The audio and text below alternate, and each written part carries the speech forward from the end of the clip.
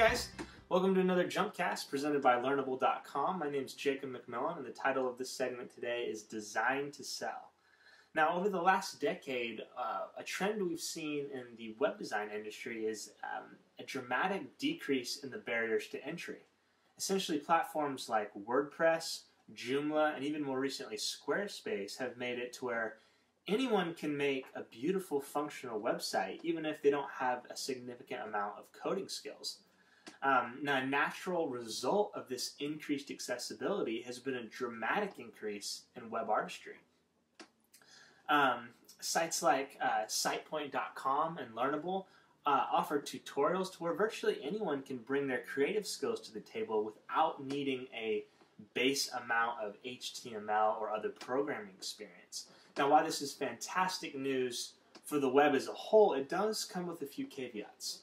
Now, in the quest to enhance our site's aesthetic value, we can actually hinder the intent of the site in the first place.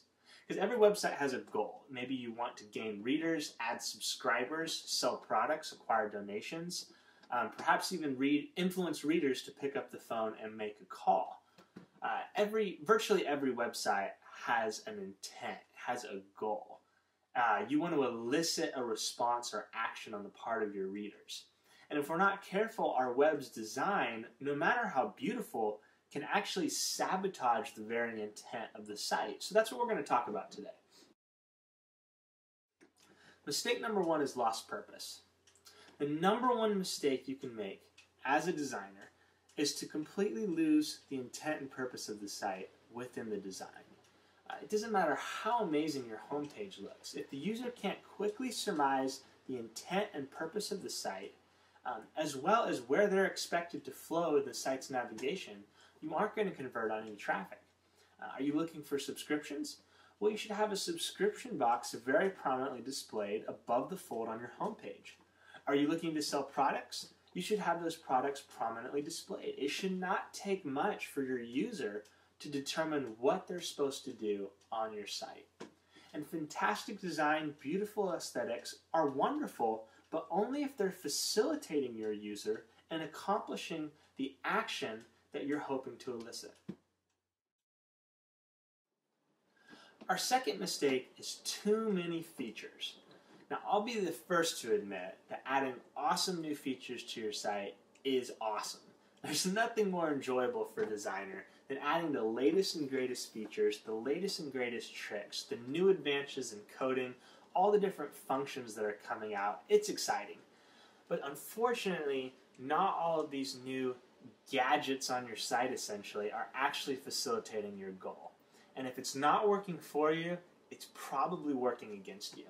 So how can you determine whether a feature is simply something cool that you like about your site and something that's actually contributing to your conversions? Well, two steps. The first one, pretty simple, think it through. If you can't answer the question, how is this increasing my conversions? It's probably not helping your site. Second way, test it out.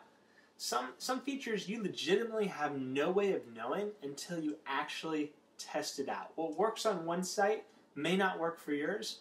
What works on a completely unrelated site may also work on yours. So test it out, compare how those features increase conversions before and after you place them, and analyze how your readers are interacting with that feature. Our third category is matching color combinations.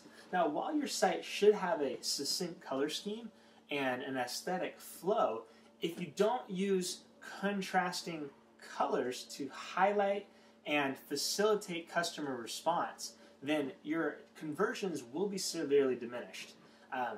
Numerous studies have demonstrated the power of contrasting color schemes to grab attention and facilitate response. A case study run by performable.com actually found that just by changing their subscription button from green to red and more contrasting color to their white background, subscriptions actually increased by 32.5%. That's pretty astounding. Now, while a beautifully colored site that flows and matches very well, it's elegant to look at, pleasing to the eye, but it makes zero sense to sacrifice conversions and to sabotage the very goal of your site simply for aesthetic value.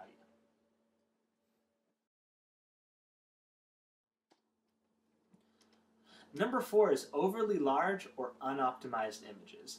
Everyone knows the worst sort of website is a slow website. No factor can single-handedly kill conversions quite like slow navigation speeds.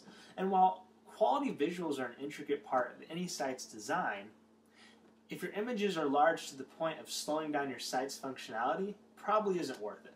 So take the time to resize your images. The file size of the image on your servers should directly match the pixel ratio with which it's displayed on the site. Anything higher will diminish the upload time, while anything less will hurt your site's aesthetic value. So make sure to resize it exactly according to the size with which it will be displayed on your site. And just remember that ultimately, large images equal higher upload times and higher bounce rates. The final mistake we'll look at today is weak copy. Now, copy is one of the most overlooked design elements that I see on many websites today. Too often, headlines and hard sell copy, selling points for the site, are underemphasized within the design. Ultimately, your style sheets, your copy itself, these are some of your biggest tools for increasing conversions, and they should be treated as such. When a user comes to your website, the design, the colors, the patterns, the shapes, the features themselves, they all simply form a backdrop to your main selling point, which is what is actually written on the site and how that writing is formatted, and that's your copy. Things like header 1s, header 2s, your bolded lines, bullet points, titles, all these things are your primary arsenal for turning viewers into customers, turning readers into subscribers, and any sort of observer into a participator on your site. You always should take the time to write and format exceptional copy. Well, that's it for today. In review, be sure to clearly emphasize your site's purpose within the design. Simplify your feature set to facilitate user action. Use contrasting colors to increase conversions. Optimize your images. And take the time to write and format fantastic copy. I'm Jacob McMillen. Thanks for watching Design to Sell, presented by learnable.com.